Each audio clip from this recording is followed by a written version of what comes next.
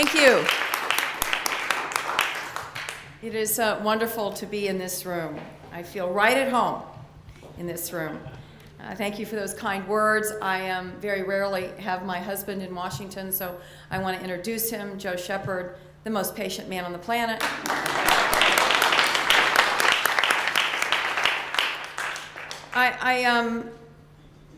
I'd like to tell you I'm not going to speak for very long. I know you all have other speakers, but I do want to tell you why I am so focused on this issue.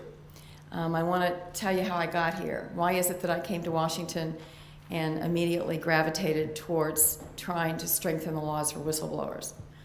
Well, I started out as an assistant prosecutor. And in those days, back in the late 70s, in the Kansas City prosecutor's office, there weren't very many that looked like me. In fact, for a period of time, I was the only one that looked like me. It was a very male-dominated office. And unfortunately, because of that, I found myself with really hard cases sometimes, cases that were very difficult to make. And many of them were not very glamorous.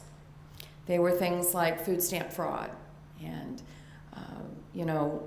burglaries and things that, especially at the beginning, before I kind of earned my keep, they were really throwing me what was known around the office as the dogs. And during that period of time, I began to respect the power of a good witness, a factual witness, the power of someone who was there and who saw what happened and could convey it with courage. I saw both kinds. I saw witnesses that refused to say anything because they were worried about themselves, and I saw witnesses that were able to step across the line and say, I'm going to talk about this because it's for the greater good. And the most heartbreaking thing, as my career progressed, I became the boss of that office in the 90s. And time after time, we would have the most horrific violent crimes that we could not move forward on because we couldn't find that factual witness that was willing to be brave and courageous and step up.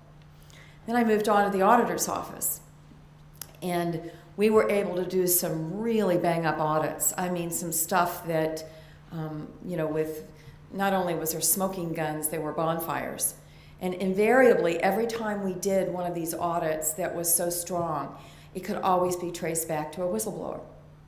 Someone who was a fact witness, who was quote unquote at the scene of the crime, and who was willing to step across that line, be courageous, and speak out publicly for the greater good.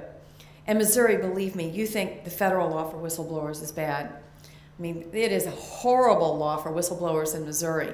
In fact, the only protection the whistleblowers have in Missouri was to talk to the state auditor's office. Woohoo for me. Not good for the rest of the government. But we were able to, I think, do some cutting-edge audit work because of that little thread of protection that whistleblowers had in the state auditor's office where we could protect them. So you understand why I came here with a penchant for protecting whistleblowers. And I am pained by the patchwork quilt of whistleblower law in the federal statutes. I know that this has happened in fits and starts throughout the years. You have OSHA with one thing, and then you have Sarbanes-Oxley with something different. And it is very frustrating, I think, for many of you who are so familiar with the federal law to make rhyme or reason as to why is it this way in one law and not this way in another law. And I can't really tell you that I can get that fixed in the next year or so, but I can tell you that my staff and I are very aware of the patchwork quilt, and our goal is as we fix the quilt, every piece we sew in, we want to make it the gold standard, if we possibly can. Obviously, my first priority was defense contractors, because that's where it's almost like shooting fish in a barrel in terms of problems. 70% of the discretionary spending in government is DOD, and I don't need to tell this room how much of that is in private contracting. And when I realized that we didn't have even baseline protections for employees of private contractors in the defense area, I knew that we needed to get busy.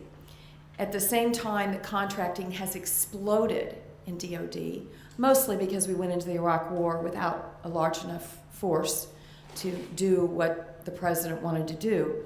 As that contracting literally exploded, the funding for auditors, contracting officials, and IGs flatlined. So, on one hand, you have this huge stream of gajillions of dollars into private contractors' hands, and you have the folks that are supposed to be looking over their shoulder staying steady, in many instances actually losing personnel. Lots of people to watch, nobody to watch them.